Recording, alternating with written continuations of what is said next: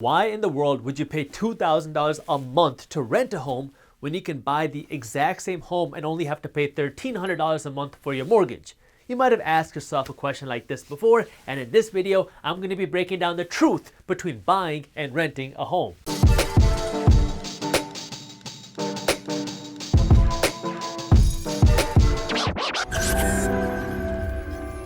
What's up everybody, I am Jaspreet Singh from theminoritymindset.com and welcome to The Minority Mindset. The only people that rent are losers and broke people. If you want to build wealth, you need to buy your home, that way you can start building equity. You've probably heard something like that before. But if that's so true, why is the fastest growing demographic of renters rich people? More rich people are going out of their way to rent their homes now than ever before. So either all your friends that keep nagging you to buy a home are all millionaires, or rich people know something that we don't. Well, I'm gonna be going over those secrets. In this video, I'm gonna be going over the real cost of owning a home versus renting a home, and then I'm gonna be going over what you need to know before you can actually afford a home. But before we get into that, I need you to do me a quick favor and smash that thumbs up button below, because the way the YouTube algorithm works, if you do not smash that thumbs up button, then YouTube is much less likely to show you and other people our financial news and education videos. Let's assume that you want to buy this beautiful $400,000 house. So I'm gonna draw you right here,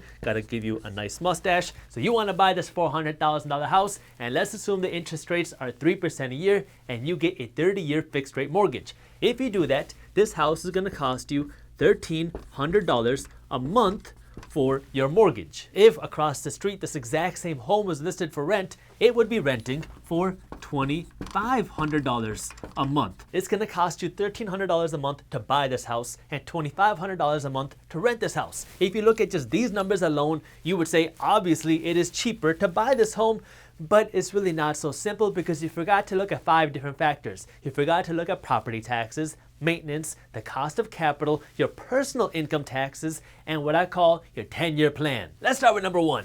Property taxes. When you rent your home, you're not paying property taxes. It's included in your rent. When you buy your home, property taxes are separate. A simple rule of thumb is you can assume that property taxes will be 1% of your total home's value. So $4,000 a year, which adds up to $333 a month for property taxes. Just so you know, this 1% rule for property taxes is just a rule of thumb. It could be more or less depending on where you live, but it gives us a good idea for this example. Second, let's take a look at maintenance, because when you rent your home and you break your toilet because you ate, you can fill in the blank, your landlord is the one that has to come and pay the bill to fix your toilet. When your roof gets old, your landlord has to fix it. When your furnace gets old, your landlord is the one who has to pay the bill. When you own your home, you're responsible for all the repairs, upgrades, and maintenance. Like every 20-25 years, you might have to put on a new roof that might cost you $25,000. Every 20 years, you might have to put in a $5,000 furnace. Every 15 years, you might have to put in a $4,000 AC, plus kitchen remodels, plus bathroom repairs, plus windows. Add that all up and you can add in another $350 a month for maintenance and repairs, assuming you're not doing major upgrades to the property. Now, this doesn't mean that every single month you're gonna have $350 going out to do maintenance on the property, but over the long run, owning the home, you can kind of estimate about $350 a month for a house this size. Third, you have to look at the opportunity cost or the cost of capital, because when you bought this home, you had to put 20% down, which is $80,000 on a $400,000 home. If you don't have $80,000 to buy this home, then you're going to be paying PMI. I'll get to affordability for homes a little bit later in this video, but you put $80,000 down to buy this home, and the $80,000 is money that you could have put into the stock market. It's money you could have invested into a business. It's money you could have used to buy an investment property, but you used it to buy your dream home. So there's an opportunity cost that you have to weigh. Think of it this way. Let's assume you have $1,000 in your pocket, and there are only 2 things that you can do with this $1,000. You can go to the store and buy a really nice scarf, or you can invest this $1,000, and in 2 years, this $1,000 will be worth $2,000.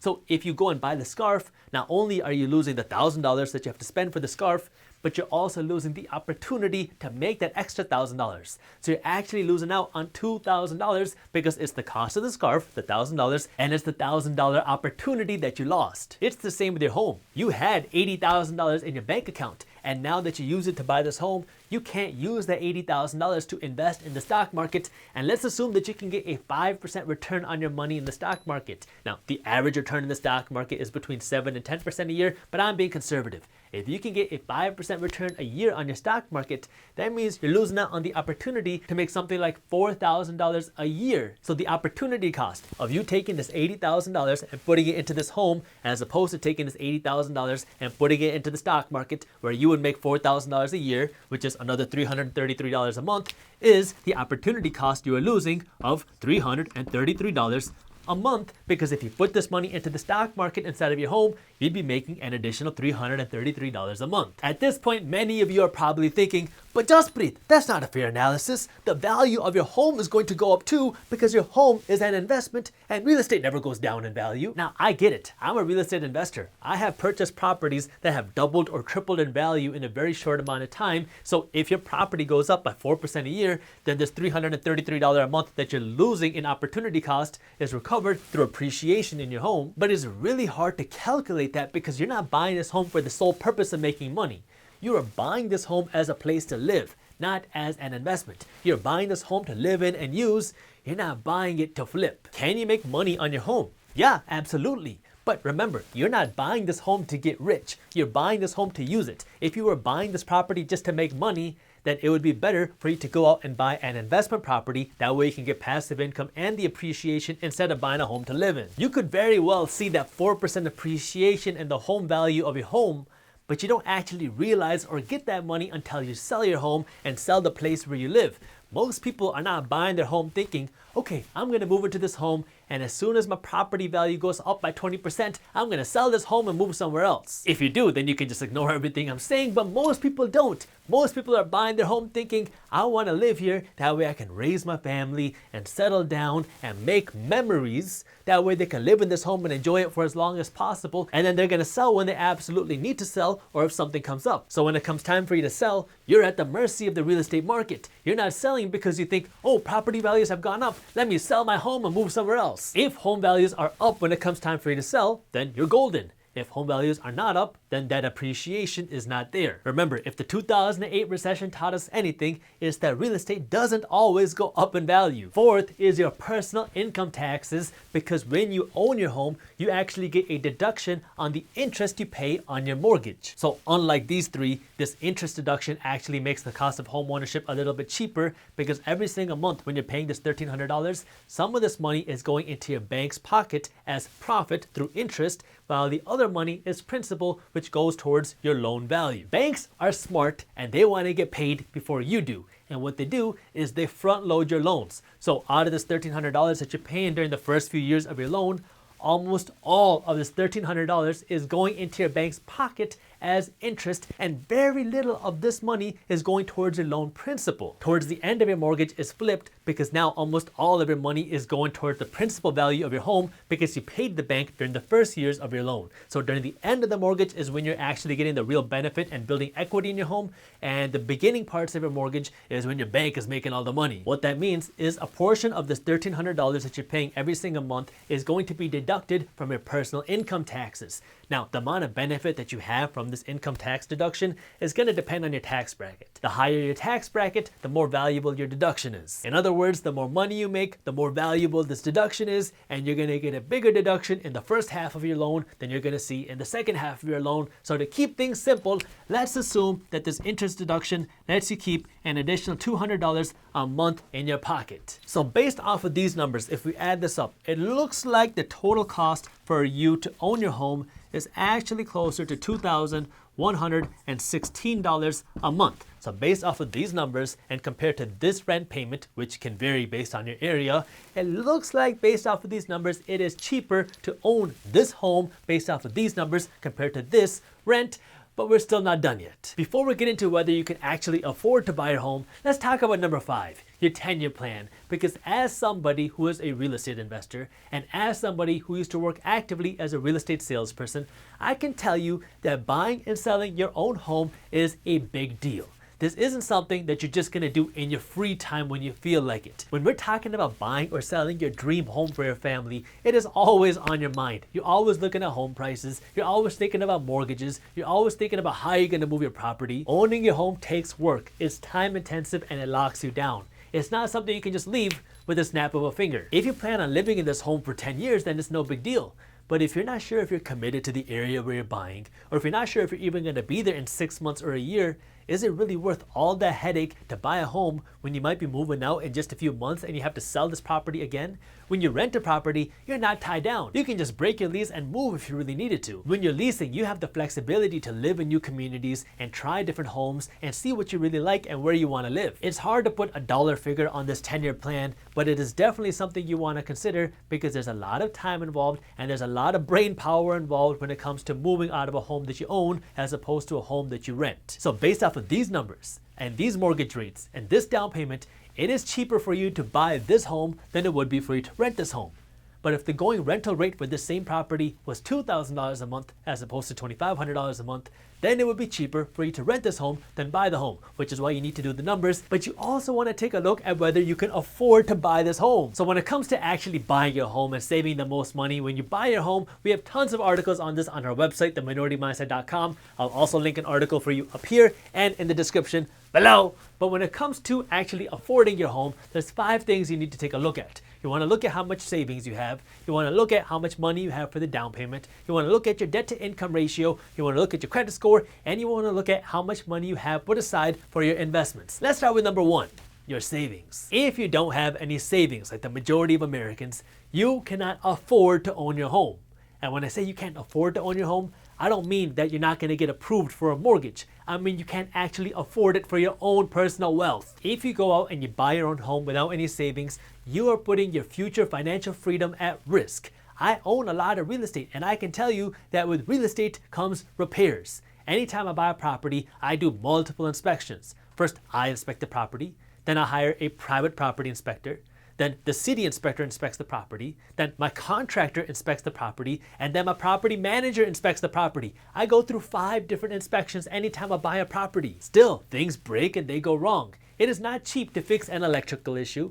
It's not cheap to fix a plumbing issue, and it's not cheap to fix a foundational issue. The reason why I'm emphasizing this so much is because 65% of Americans are homeowners. So if this chart represents America, 65% would be 25%, 50, 75, so 65 would be something right around here. So this is 65% of America, and these are the homeowners, which means 35% of America are renters. Well, at the very same time, 70% of Americans do not have $1,000 saved up for an emergency. So let's look at this from the best case scenario. Let's assume that all of these renters, this 35% of America, do not have $1,000 saved up for an emergency. That means there's still another 35% of America that does not have $1,000 saved up for an emergency. So remember, this is 65%.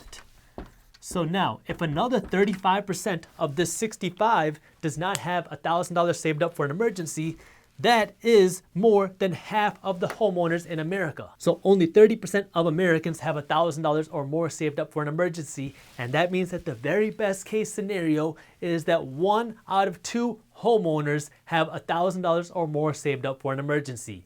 Half of American homeowners do not have $1,000 sitting in the bank account to protect them from a broken pipe. Remember this chart next time your cousin Bunty tells you, yo man, you have to own a home because the mortgage payments are so much cheaper than rent. Yeah, your mortgage payment is less than your rent, but your credit card bill to fix your plumbing isn't. Let's talk about your down payment for a second. Do you want to know who wants you to own a home besides your cousin Bunty? The government and your bank.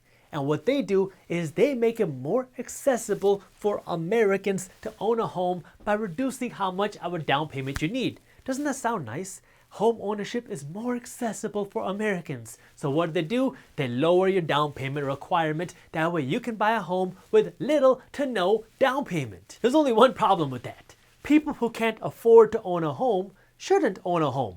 Why?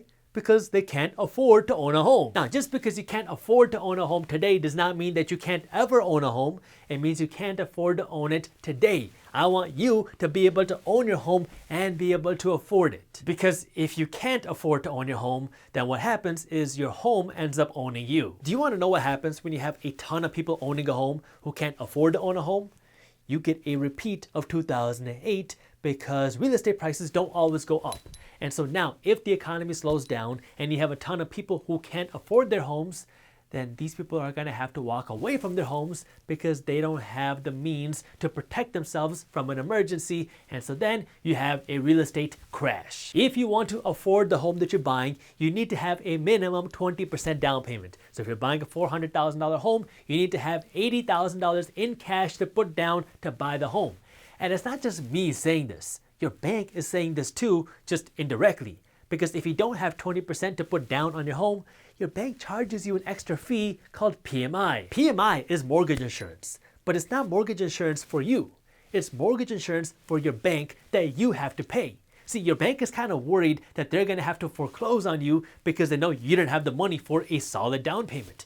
And so if the bank forecloses on you, they're going to lose a lot of money. So what do? They make you buy the bank's insurance through PMI if you don't have enough money for a solid down payment. Debt to income. If you have a lot of credit card debt and student loans and a car payment, you should not go out and buy a home because the solution to your debt problem is not going out and taking on more debt. But Jasprit, my cousin Bunty told me that buying a home makes me wealthy because I'll be building equity. The solution to debt is not more debt. Right now, you need to rent a small place and use all of your extra cash to pay down this excess debt that you have. If you have credit card debt, your credit card company is skinning you alive. And right now, your sole focus should be to pay down your high interest debt. That way you can afford to buy a home. Just because you can't afford to buy it today does not mean that you cannot afford to buy it ever. You need to get your money right. That way you can buy a home and actually afford it. That way you can enjoy your home. Fourth, if you have cash in the bank, you have money for a down payment, and you have very little debt, but you have a bad credit score, then your bank is going to charge you twice as much as they're going to charge somebody with a perfect credit score to buy the exact same home. I get it. You want to buy a home and you want to buy it right now, but this credit score is going to make it way more expensive than it needs to be. So fix that first. That way you can get a good rate on your mortgage. And fifth is your investment cash. Lots of people fall into this trap of thinking that my home is the biggest investment. And so what they do is they go out of their way to buy the biggest home possible. And then anytime you have extra cash, you use it to renovate your home and you buy new things for your home because you keep telling yourself that your home is an investment and your goal is to one day be able to live off of the equity in your home. Owning your home is great. And it's really nice not to have a mortgage, but you do not want to fall into the trap where all of your money is going into your home because you think that is going to be the reason why you get to retire and be financially free. Buy investments, build income streams. It will give you a better return and it will let you sleep a whole lot easier. Plus, when you have investments outside of your home that you live in, then you can make money without having to sell the roof over your head. If you enjoyed this video, here's the video that I think you'll love. And while you're at it, subscribe to our YouTube channel and join our free finance and business newsletter. And as always, keep hustling. You have to deal with tenants. If you're investing in real estate, you're gonna have tenants that slip and fall while they're taking a shower, and then they're gonna sue you because they will say that the bathtub was too slippery when it was wet.